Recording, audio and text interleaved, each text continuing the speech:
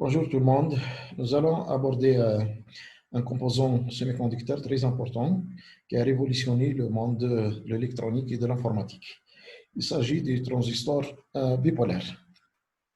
Comme d'habitude, voici quelques références ici que vous pouvez consulter en langue anglaise et en langue française. Donc pour vous commencer, je vous donne le plan de la présentation. Donc, nous allons commencer par quelques généralités qui nous aident à mieux comprendre le sujet. Par la suite, on rappelle quelques notions de base et la jonction PN parce que le transistor bipolaire n'est que la juxtaposition de deux jonctions PN montées tête bêche en série. Et puis, on passe à donner les éléments de base sur le composant. On va voir par la suite les caractéristiques de les schémas qui sont très intéressants dans l'étude des transistors bipolaires. Et on donne un aperçu sur les différentes technologies utilisées pour fabriquer ce composant. Et on termine par quelques applications. Bon, on commence par une genèse historique. Donc, en 1945, il y avait formation au laboratoire Bell aux États-Unis d'un groupe de travail sur les semi-conducteurs composé du trio Jean Bardeen, Walter Brattain et William Shockley, sous la direction de ce dernier, c'est-à-dire William Shockley. Ce dernier qui a mis les bases théoriques du composant, donc a mis au point un premier prototype, mais malheureusement n'a pas fonctionné.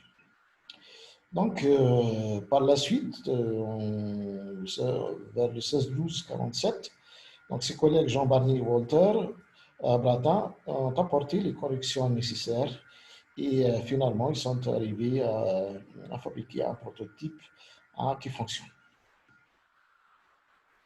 Le 23-12-1947, donc, le groupe de travail a présenté le prototype fabriqué à leurs collègues chercheurs du laboratoire Bell aux États-Unis.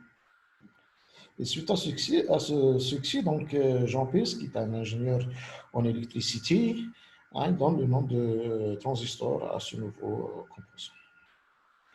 Et donc, vers le 30 juin 1948, donc,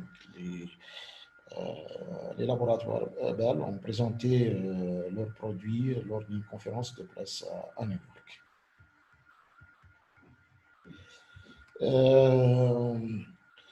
Pour les composants à base de matériaux semi-conducteurs, il y a des composants pour le bon fonctionnement, donc qui étaient profit des deux types de porteurs de chasse, c'est-à-dire les électrons et les trous.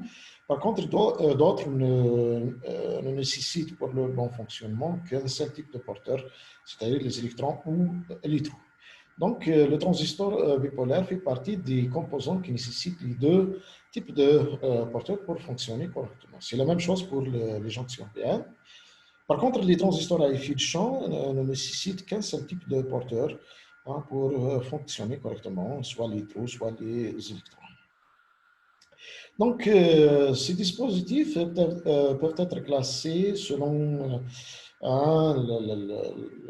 la puissance dissipée ou selon la fréquence du signal traité.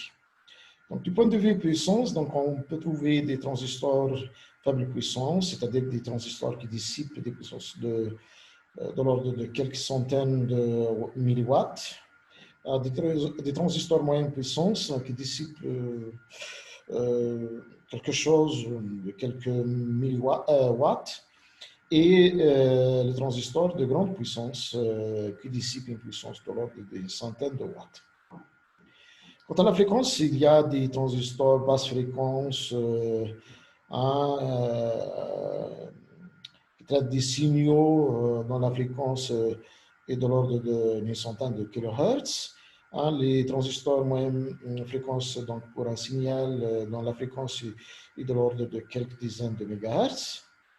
Et finalement, les transistors haute fréquence, donc Hein, donc, c'est des transistors qui manipulent des signaux avec des fréquences allant du gigahertz à une centaine de gigahertz. Pour différencier entre les transistors du point de vue matériaux, fréquence, puissance dissipée, et donc les fabricants utilisent des codes. Il y a le code japonais qui ressemble au code américain, donc il est composé de deux lettres précédées par le chiffre 2. Donc, si le code est de SB, donc il s'agit ici d'un transistor PNP à basse fréquence. Par contre, si le code est de SD, donc le transistor est de type NPN basse fréquence. Donc, par contre, le code européen est composé aussi de deux lettres. Si la première lettre est lettre A, donc il s'agit du germanium. Par contre, si la première lettre est B, il s'agit du silicium, c'est-à-dire le transistor est fabriqué à base de silicium. Quant à la deuxième lettre, si la lettre C, donc il s'agit d'un transistor basse fréquence. Par contre, si c'est la lettre D, donc il s'agit d'un transistor basse fréquence et grande puissance. Donc pour le C, c'est basse fréquence, faible puissance. Maintenant, on va jeter un coup d'œil sur quelques notions de base sur la jonction PN. Donc, on dit qu'il y a jonction dans un cristal semi-conducteur lorsque donc ce cristal et quand il y a annexé de donneur d'un côté et annexé d'accepteur de l'autre côté. Donc, il y a juxtaposition de deux régions, l'une P et l'autre N. Mais ces deux régions donc, sont séparées par un plan de jonction. C'est là où c'est la frontière qui sépare les deux régions. Donc, quand on dit une région type P, région type N, il ne faut pas comprendre que la jonction PN est fabriquée par la juxtaposition de deux cristaux, mais seulement il s'agit d'un dopage du même, c'est-à-dire sur le même substrat. Un côté est dopé, une région est dopée N et l'autre région est dopée type P. Donc, c'est le même substrat, seulement chaque région est dopée avec un type donné. Comment se forme la jonction PN? Donc, après dopage, donc vous avez la région N où il y a un excès d'électrons et la région P où il y a un excès de trous. Donc, ici, les trous qui sont majoritaires, donc, ils vont tendre à diffuser vers la région N et vice-versa. Donc, les électrons vont tendre à diffuser vers la région P.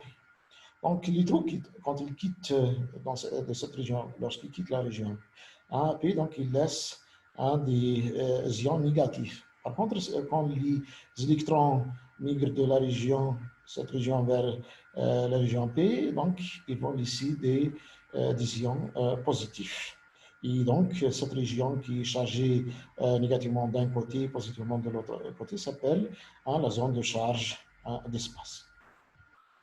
Donc, à cause de cette zone de charge d'espace, donc les bandes vont se courber et donc il y a apparition d'un champ électrique dans cette région qui va donner naissance à une barrière de potentiel. Donc, cette barrière de potentiel, donc on le voit ici, donc c'est la DDP qui sépare la région P de la région N. Donc, un électron pour aller de la région A vers la région P, donc il nécessite une énergie pour surmonter cette barrière. Donc, voici ici un peu en termes de diagramme de bande. Donc, ici, le diagramme de bande de la région pi et le diagramme de la région N avant équilibre thermodynamique. Donc, les niveaux de Fermi sont différents. Donc, une fois il y a transfert de charge entre les deux régions, comme on vient de le voir, donc le niveau de Fermi tend à s'aligner dans les deux régions. Et donc, on dit qu'on est en équilibre thermodynamique. Et donc, cette courbure respecte l'équation de Poisson. Et la barrière qui se forme ici, elle est donnée par cette expression KT sur E, ln de N1D sur Ni carré. Donc, elle dépend du dopage des deux régions, de la concentration intrinsèque et de la température. Par contre, l'extension de cette zone de charge, c'est-à-dire sa largeur, est donnée par cette expression. On voit aussi qu'elle dépend du dopage. Donc, la jonction PN, comme on l'a vu dans le cours de jonction PN, donc elle peut être polarisée en direct ou en inverse. Donc, lorsqu'on la polarise en direct, donc nous avons vu que la barrière de potentiel diminue et la zone de charge, d'espace se rétrécit. Par contre, si on la polarise en inverse, donc la barrière augmente et aussi la zone de charge d'espace. Donc, on aura besoin de ces informations lorsqu'on arrive à la polarisation du transistor. Pendant que nous allons aborder maintenant le transistor bipolaire, donc il y a deux types de transistors bipolaires. Il y a le NPN et le PNP. Donc, vous voyez, il y a une jonction ici PN avec NP monté tête bêche, et ici, c'est l'inverse, NP avec PN. Donc, le transistor peut être composé comme un tripôle. Donc, il y a l'émetteur, la base et le collecteur. Il faut noter que le transistor PN est le complément des transistors NPN, c'est-à-dire que les signes de courant et de tension de l'un sont l'opposé de ceux de l'autre. Donc, comment doper les trois régions pour avoir un bon fonctionnement du transistor? Donc, l'émetteur doit être fortement dopé, car son rôle est d'émettre des électrons ou les trous dans la base selon le type du transistor. Par contre, la base est moyennement dopée et très mince pour limiter la recombinaison ici et permettre aux électrons injectés dans la base d'atteindre la troisième région du collecteur. Par contre, le collecteur est constitué de deux régions.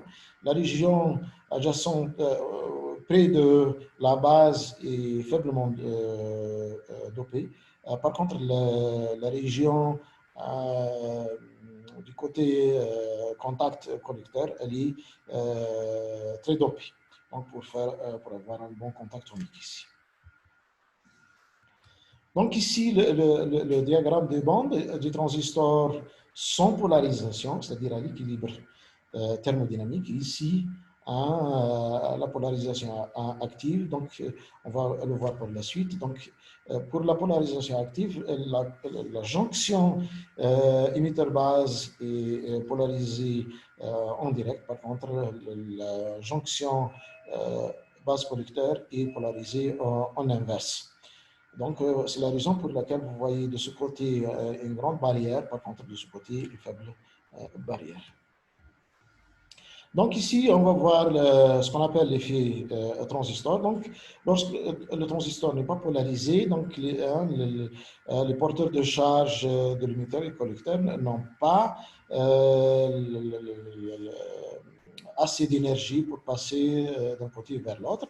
Par contre, quand on polarise le transistor, comme on vient de le dire, c'est-à-dire régime actif, c'est-à-dire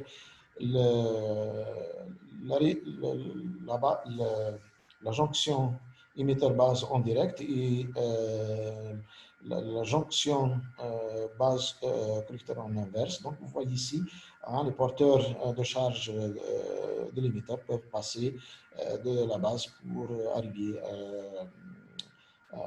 au collecteur. Donc, ils ont la barrière a diminué, donc ils peuvent passer. Donc, les différents régimes de fonctionnement d'un transistor, son fonctionnement, bien sûr, comme on vient de le voir, dépend du type de la polarisation des jonctions émetteur-base et base-collecteur. Donc, selon la polarisation de ces deux jonctions, émetteur-base, base-collecteur, donc on va avoir un mode de fonctionnement. Donc, si la jonction émetteur-base est polarisée en direct, la jonction base-collecteur en inverse, donc c'est le régime actif normal. Par contre, si on inverse ces deux polarisation, on va avoir le régime actif ou le mode actif inversé. Si les deux jonctions sont en direct, les deux en direct, c'est la saturation inversée selon que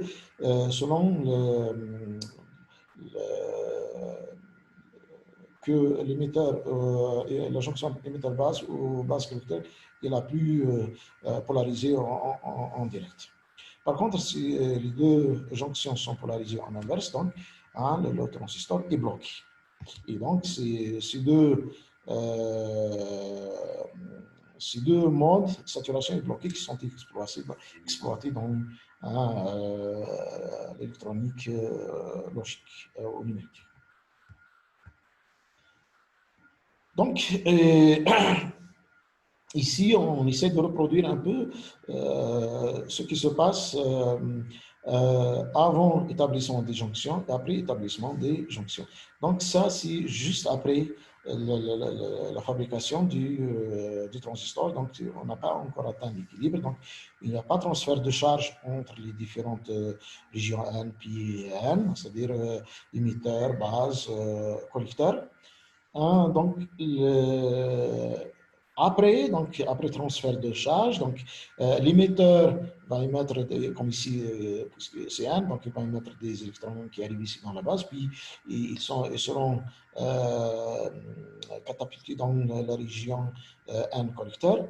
Et à l'équilibre thermodynamique, qu'est-ce qui va se passer? Donc, il va y avoir formation des régions désertes ici entre le collecteur et la base, et une autre région déserte entre la base et l'émetteur.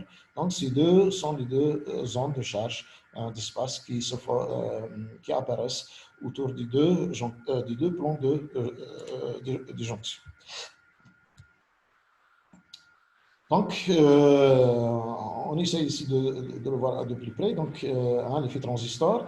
Au départ, les électrons de l'émetteur, qui sont l'émetteur est fortement dopé, donc il commence à diffuser dans la base. Quand il arrive ici, donc il trouve un champ électrique ici qui les catapulte ou qui les projette dans la région du collecteur, et donc ça commence à circuler. Donc, les courants, dans le cas d'un transistor bipolaire NPN, donc vous voyez l'émetteur qui injecte un grand courant d'électrons, et la base va injecter un faible courant de trou, et il y a entre les deux, c'est-à-dire il y a une petite quantité des électrons, une petite quantité de trous qui se recombinent ici dans la base.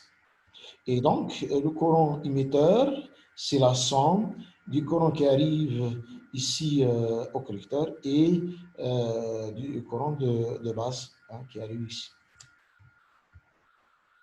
Donc ici, les principales équations d'un transistor entre les courants. Donc vous avez la première équation qui relie le courant émetteur au courant collecteur et base. Donc le courant émetteur, c'est la somme du courant collecteur. Le courant émetteur, c'est la somme du courant collecteur et celui de la base. La relation entre le courant de collecteur et la base, c'est IC égale bêta et B. Donc ici, le transistor se comporte comme un amplificateur de courant. Bien sûr, le bêta, c'est le rapport entre C et B. Et le courant IC, une fraction du courant un pourcentage du courant émetteur. Donc, ce rapport, c'est le paramètre alpha. Et la relation qui relie entre les deux paramètres alpha et bêta, c'est bêta est égal à alpha sur 1 moins alpha. Et le alpha, hein, comme on va le voir, il est entre 0,95 et 1 selon la qualité du transistor. Du point de vue pour un électronicien, le transistor est vu comme un composant à trois pôles, c'est-à-dire un tripôle. Donc, en application, les électroniciens préfèrent le monter comme un quadripôle. Donc, c'est la raison pour laquelle on trouve la mise en commun d'un des pôles de transistor entre la sortie et l'entrée et la sortie. Donc, si le pôle mis en commun est l'émetteur, donc on parle du montage à émetteur commun. Par contre, si le collecteur est mis en commun, donc on dit montage collecteur commun, et de même pour si c'est la base qui est mise en commun. Les paramètres d'un transistor en régime actif direct, donc pour accéder aux paramètres du transistor, donc il faut connaître la concentration, par exemple, s'il s'agit d'un transistor NPN, il faut connaître la concentration des électrons dans la base, qui est donnée par cette expression. Il faut aussi connaître l'expression du courant d'électrons qui traverse la base. Et aussi d'un paramètre très intéressant qui est le temps de transit, c'est-à-dire le temps mis par les électrons pour lorsqu'ils quittent l'émetteur pour arriver au collecteur. Vous voyez ici, il y a le résultat qui donne des informations importantes. Donc, ce temps de transit est proportionnel au carré de la largeur de la base et du coefficient de diffusion des électrons dans la base. Donc, vous voyez, pour que ce temps soit minimal, donc il faut que la base soit mince et que la diffusion dans la base soit importante. Et donc, c'est la raison pour laquelle on dit que la base doit être mince et on verra.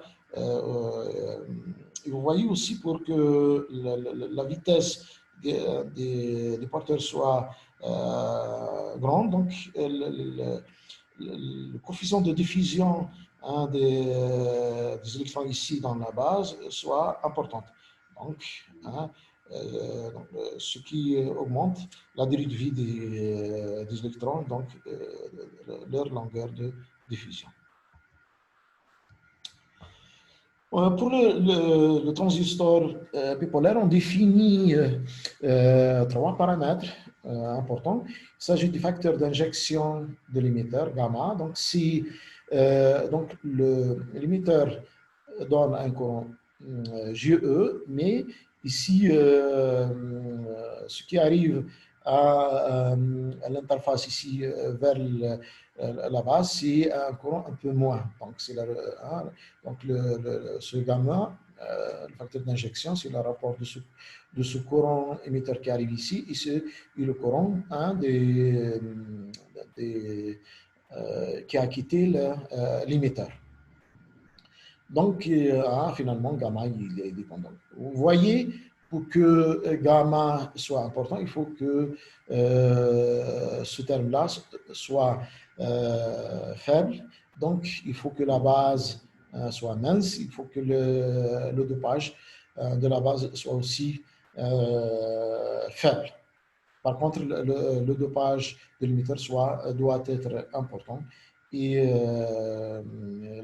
la diffusion des électrons dans la base soit importante. Donc, la longueur de diffusion dans la base doit être, importante. Il y a aussi le facteur de transport dans la base. Donc, il y a l'émetteur envoyer un courant à nœud dans la base et il y a un courant ainsi qui arrive, c'est-à-dire une sorte de perte. Hein. Et donc, ce paramètre après calcul, donc, il est exprimé, il est donné par cette expression, donc, qui est égal à 1 moins le carré la largeur de la base sur la longueur de diffusion dans la base. Donc, pour que ce facteur de transport soit important, donc, il faut que ce terme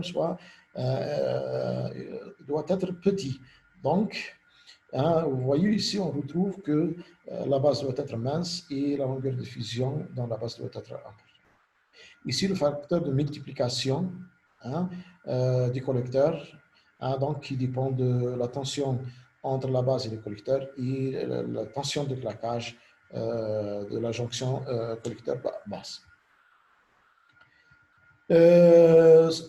Ici, bon, c'est le calcul des gains, c'est-à-dire comment on calcule le gain alpha et le gain bêta en fonction de ces facteurs qu'on vient de voir. Donc, suite à une gymnastique algébrique, donc on trouve que le gain alpha, hein, parce que ici est égal alpha et E, donc c'est le produit des trois facteurs, le facteur gamma, B et A. Le gain bêta, c'est gamma BM sur 1 moins gamma B.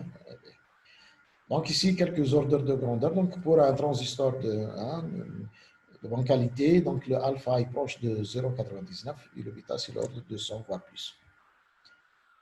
Bon, maintenant, on va voir les caractéristiques I de V et les schémas équivalents d'un transistor bipolaire.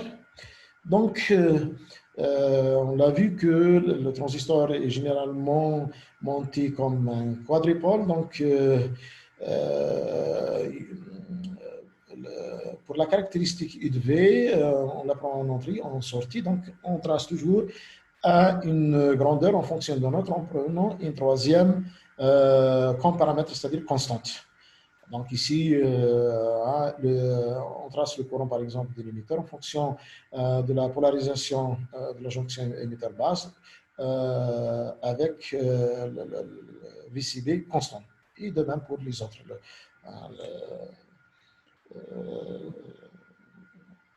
Entrée ou sortie.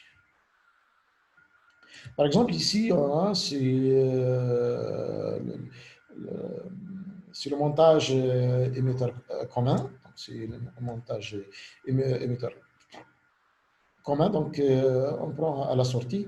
Donc, on va tracer le courant ici en fonction de VCE avec IB constant. Donc, c'est ici en fonction de VCE avec IB constant. Donc, on trouve un réseau de caractéristiques de ce type.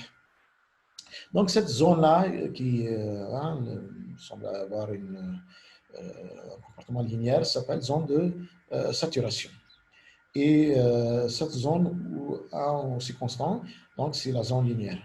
Hein, et donc, le courant IC est pratiquement indépendant de la tension VCE. En réalité, le courant IC dans cette région n'est pas vraiment constant. Hein, un transistor réel donc, montre certaines montée ici, bon, elle n'est pas très importante, mais quand même, elle existe. Donc, ça, c'est ce qu'on appelle l'effet Early. Donc, ça, c'est pour un transistor idéal, mais bon, l'idéal n'a jamais existé. Donc, la réalité, on trouve quelque chose de ce genre qu'on appelle l'effet Early. Pour expliquer l'origine de cet effet, donc, on doit savoir que l'augmentation de VCE va élargir la zone de charge d'espace collecteur basse, ici. Donc, il va augmenter celle-là. S'il augmente la largeur de zone de charge d'espace, donc il va réduire la largeur de la base. Donc, s'il y a un rétrécissement ou réduction de la largeur de la base, donc cela implique une augmentation du nombre de porteur transféré vers le collecteur. Et donc, c'est ce qui conduit à une légère hausse du courant d'ici, parce que l'augmentation de VCE conduit à la réduction de la largeur de la base et donc augmentation de porteurs de charge transférés vers le collecteur. Donc, il y a une légère hausse du courant de ce côté-là. Pour les modes de fonctionnement, donc, les composants du lourd peuvent fonctionner en régime statique ou permanent, régime dynamique, petit signal. Donc, pour le régime statique, les grandeurs électriques, courant et tension sont continues, c'est-à-dire fixes, et généralement, on les note en majuscules. Par contre, en régime dynamique, les grandeurs électriques dépendent du temps et généralement, on les repère par des lettres minuscules. En régime dynamique petit signal, là donc, il y a une composante dynamique qui est superposée à une valeur statique. Donc, généralement, la composante dynamique est de type sinusoïdal. Et donc, les grandeurs sont représentées en majuscules, exprimées en fonction des composantes statiques plus en majuscules et la composante superposée à dynamique.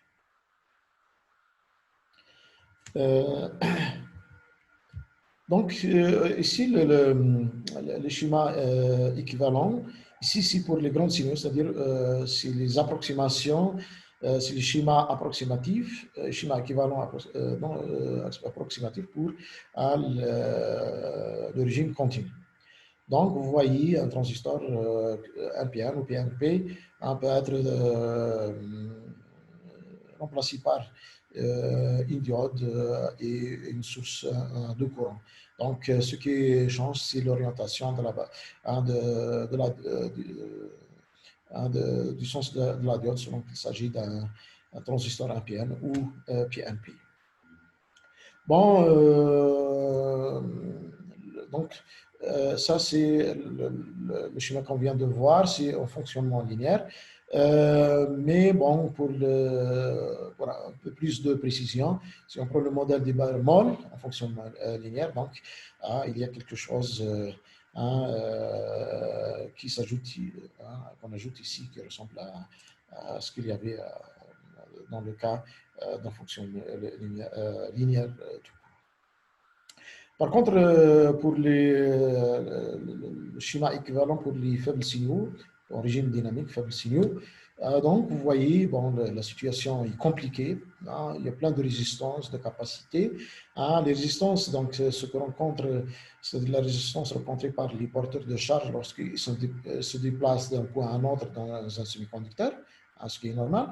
Et les capacités sont rencontrées là où il y a les jonctions. Parce que à chaque fois qu'il y a jonction, il y a une sorte de zone de charge d'espace et qui se comporte comme une capacité.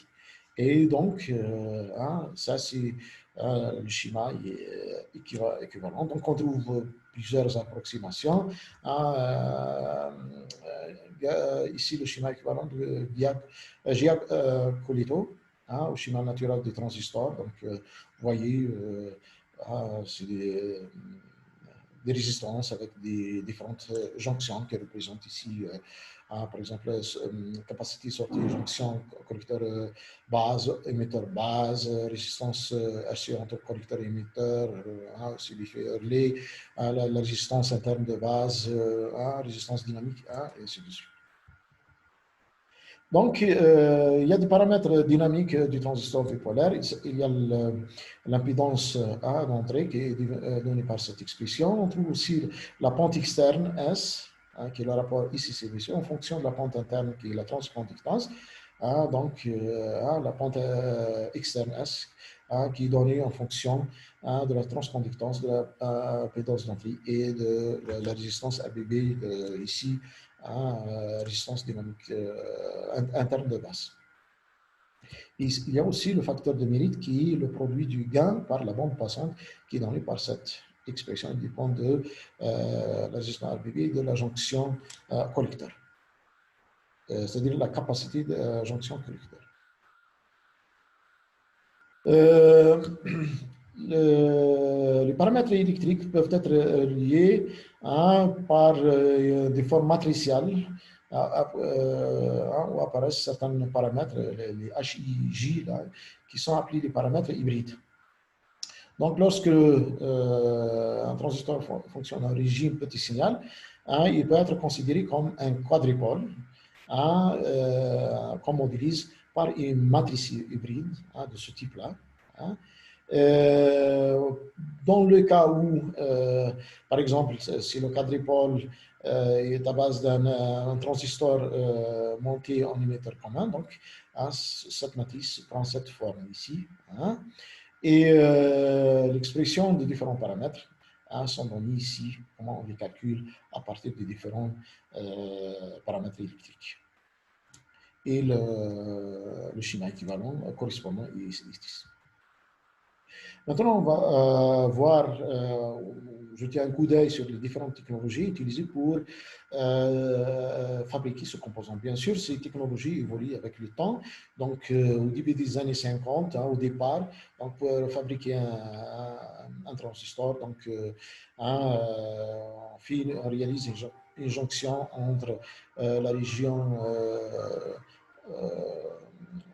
de ce genre-là, une jonction NP-PN. Et après, bon, une fois réalisé ces différentes régions, donc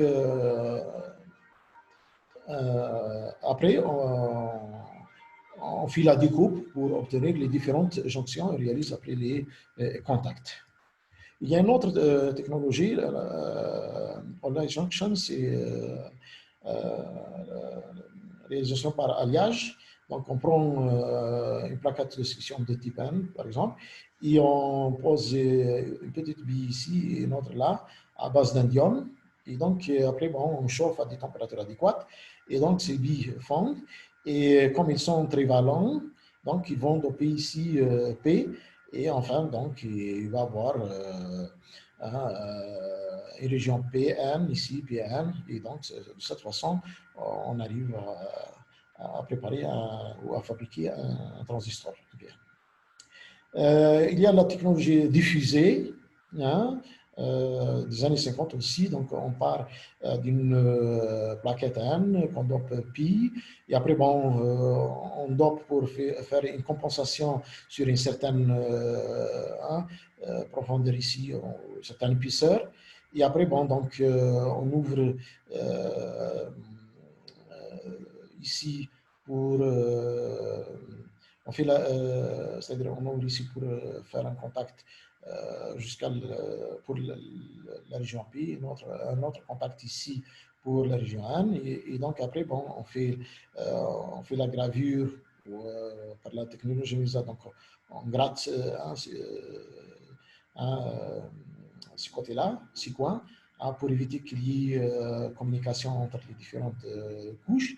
Et de ce fait, donc, nous avons un transistor, donc N, P, M, et donc on peut prendre le troisième contact par ici.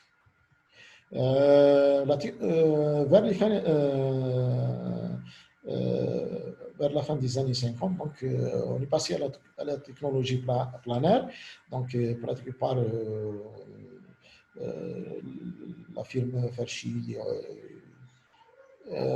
Et donc, il parle d'une plaquette N, donc qu'on oxyde, et après on ouvre une fenêtre, on dope, et puis on ouvre une autre fenêtre ici, on dope, c'est-à-dire on compense cette région ici sur une certaine épaisseur de type et de ce fait, donc on obtient comment dirais-je, un transistor NPN. Donc, on peut par la suite faire un contact ici, ouvrir une fenêtre pour faire un contact ici, un autre contact là pour avoir le transistor final. Donc, par la suite, les choses ont développé un peu, donc avec l'épitaxie et tout. Donc, on part d'une plaquette, par exemple P, et donc qu'on oxyde et on ouvre une fenêtre. Donc, on diffuse ce qu'on appelle les semelles du collecteur. Donc, on dope fortement ici. Et après, bon, par épitaxie, on dépose une couche N parce qu'on ne peut pas le faire par la diffusion. Il n'y a que l'épitaxie qui autorise pour réaliser N sur N+. Et donc, une fois cette épitaxie est terminée, donc on oxyde, on ouvre deux fenêtres par là donc pour réaliser ces murs d'isolation, c'est-à-dire pour isoler ce transistor à des autres dispositifs. Et par la suite, on ouvre une fenêtre ici pour, au milieu pour réaliser hein,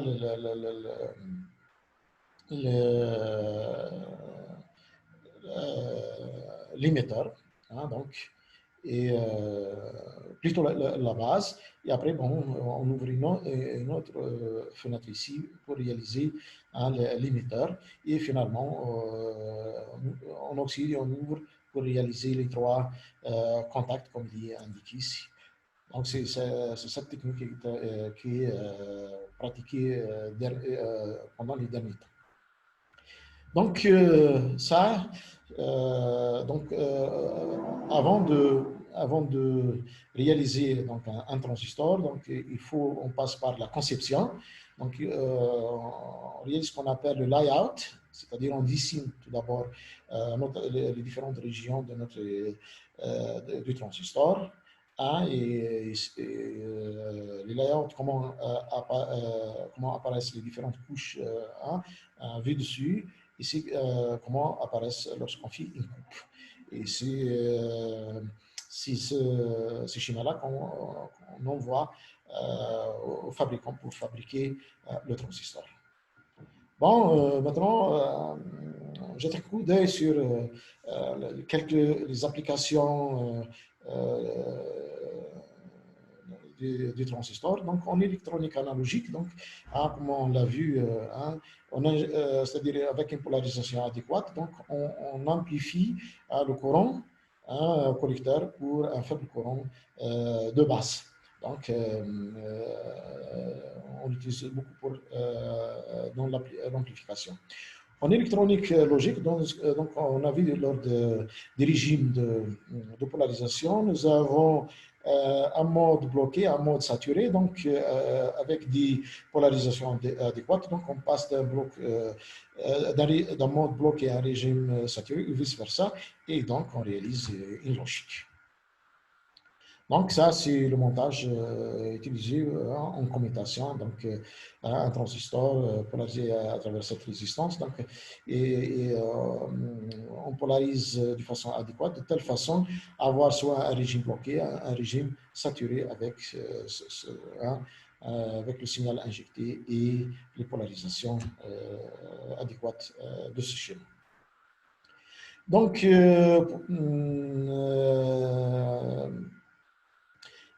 pour que le transistor fonctionne dans de bonnes conditions, donc il faut calculer la puissance dissipée dans le transistor. Donc la puissance elle est composée de deux termes, la puissance consommée dans le collecteur et c'est-à-dire dans la jonction collecteur-émetteur et dans la jonction base-émetteur. Hein. Pourquoi calculer cette puissance? Donc, on doit évaluer la température de la jonction parce que lorsque le transistor fonctionne, il est traversé par un courant, donc il y a des résistances, comme on l'a vu, donc ça chauffe et il peut chauffer au-delà de certaines, dépasser une certaine température où le transistor perd ses propriétés électriques. Donc, il faut avoir une idée de ces températures de jonction. Donc, une fois on a, vous voyez ici, hein, le silicium, les transistors à base de silicium peuvent résister jusqu'à 150 degrés, alors que les transistors à base de germanium ne peuvent pas aller au-delà de 85 degrés. Ça, c'est dû à la bande interdite du silicium qui est supérieure à celle du germanium. Donc, plus le gap, la bande interdite est importante, plus hein, le composant peut aller à des températures, peut fonctionner à des températures élevées. Donc, pour évaluer la température de la jonction, donc, on utilise cette formule. Donc, la température de la jonction est égale à la température ambiante plus la puissance dissipée par ce terme-là qui s'appelle la résistance thermique entre la jonction et l'ambiante, hein, qui est donnée par le constructeur. Donc, à partir de cette de données constructeur et de cette formule, donc vous pouvez connaître la température de la jonction pour votre dispositif dans les conditions de polarisation. Voilà. Je vous souhaite une bonne lecture.